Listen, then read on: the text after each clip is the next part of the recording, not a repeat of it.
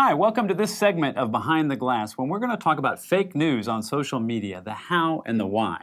I had an opportunity recently to participate in a CNN discussion with Brian Stelter, who's the media reporter for CNN. He used a phrase that I thought was an excellent one called media literacy. How do we as consumers become more media literate? And how do we as media professionals make sure we understand the how and the why of this spread of fake news? If we can't understand that, it's going to be hard to diagnose and understand how we deal with it. So let's dive right in and let's talk a little bit about fake news. So I'm going to start with an individual here, a person, and it's been widely reported that some of the fake news that happened during the recent election season came from teenagers in Macedonia. I think BuzzFeed first reported that very interesting story, although it could be, instead of teenagers in Macedonia, it could be middle-aged people in Texas or anybody anywhere in the world for that matter. But let's just go with a teenager in Macedonia and say that there's a very creative teenager who wants to create fake news. And let's talk a little bit about how they would do that. So the first thing that this person might do is come along and start to create a website, right? Which is a pretty trivial thing to do these days.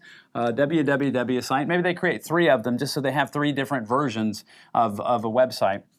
And it's not going to do to have a website with without a corresponding Facebook page as well. So they'll also create 3 Facebook pages to go along with that. And that's sort of the basic infrastructure. And of course, they're going to need to actually have an economic return because as you'll see, the whole engine driving this is a monetary one. Making money is primarily the objective of the people creating this fake news. So they're going to instrument these sites with Google AdSense. And if you're not familiar with how AdSense works, just Google it. No self-referential pun intended. And you can see it's a great product. It's a great way for smaller websites, maybe about hobbies and other niche type publications to actually make money without having to go out and sell ads themselves.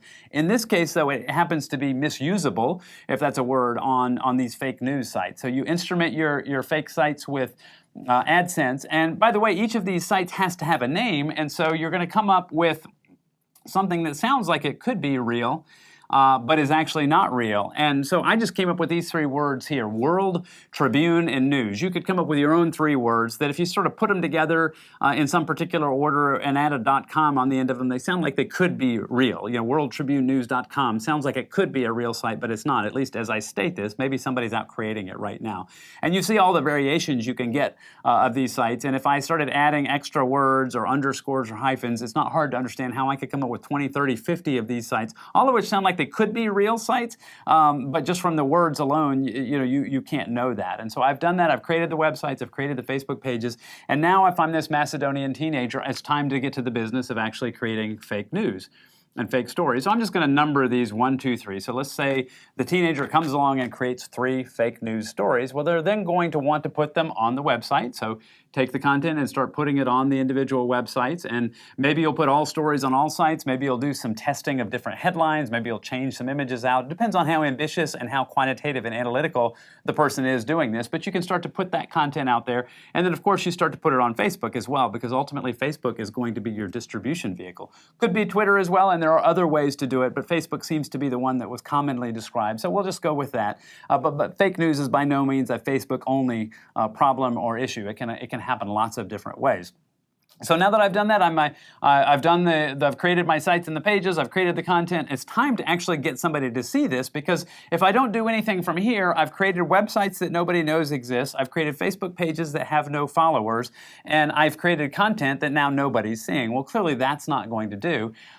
If you're the Macedonian teenager, fortunately for you, you can actually come and by spending just a little bit of money, you can now have people start seeing these. You create your fake news stories and create them as sponsored stories, promoted posts, and basically paid units that you put money behind so that people will see it. And you say, well, now wait a minute, you're trying to make money and they're spending money. How does that all work out? So let's dive in a little bit to the arithmetic here. Basically, you're trying to reach 1,000 people.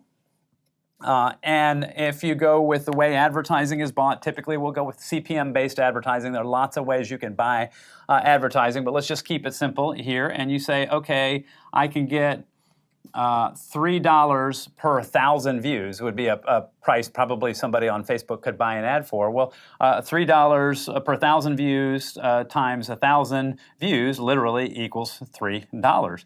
So for $3, this Macedonian teenager can get 1,000 people, very targeted, maybe in the U.S., maybe of a particular political affiliation, maybe spread in other countries around the world, just depends on what they want to accomplish.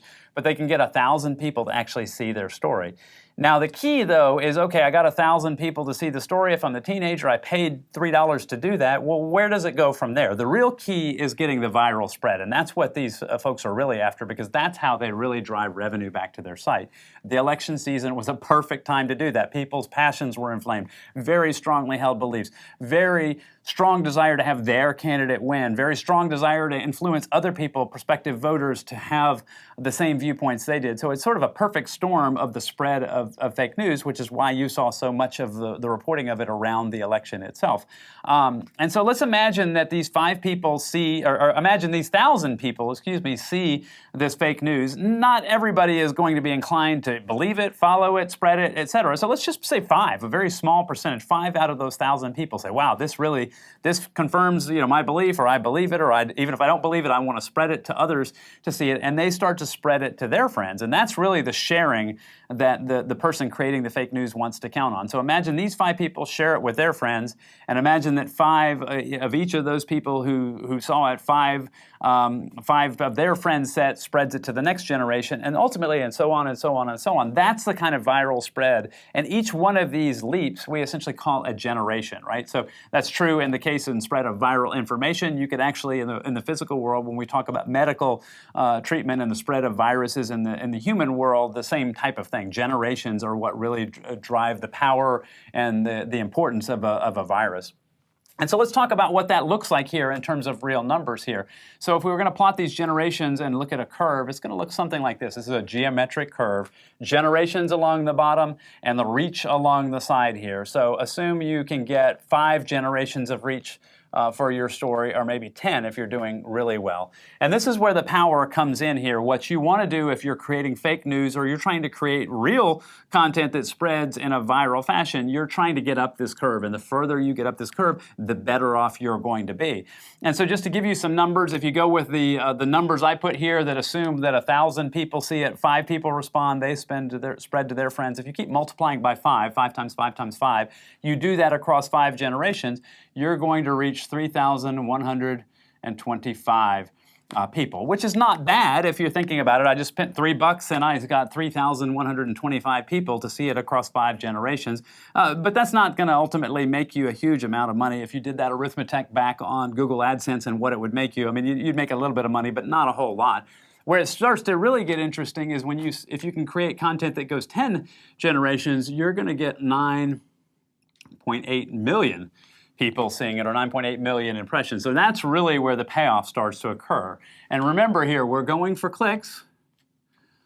Clicks on the story and back to your website over there, because clicks equals dollars. So the profit motive, again, is what's driving this. I mean, I suppose there are a few ideologically driven folks, but by and large, the volume of fake news you see, the volume of any kind of fake content is driven by a strong profit motive, and that's what they're doing.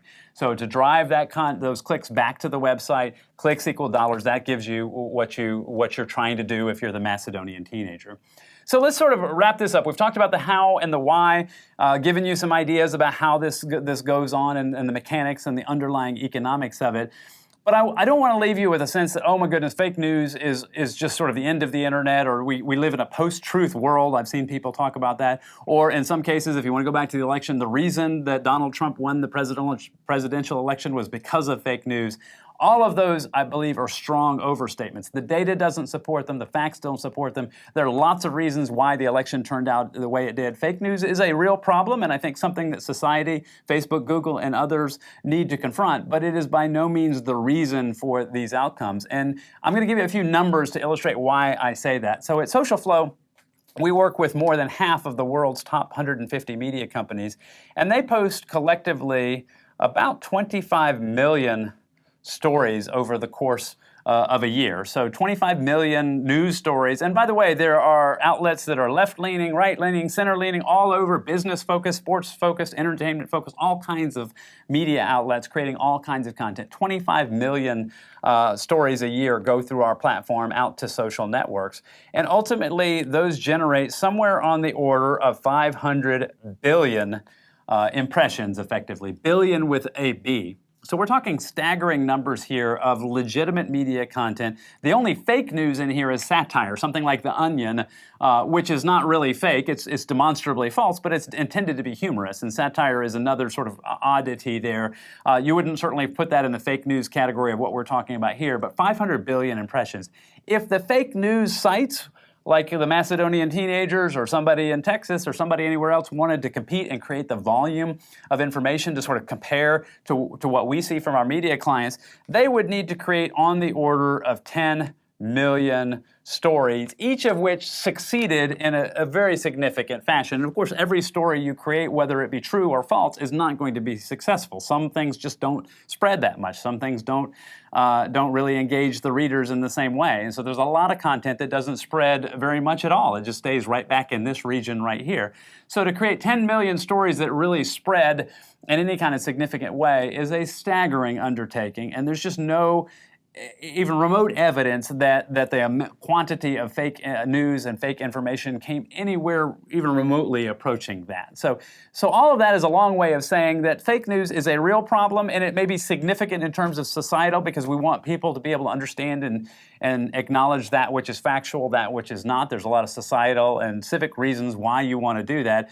But we shouldn't think that, oh my goodness, fake news is somehow undermining the entire internet and driving the results of all of our elections, those types of things. The evidence simply does not support that. So fake news is a problem, but not a huge one. But hopefully this sort of media literacy example, to go back to Brian Stelter's term, helps us all understand the economics, the why, and the how behind this.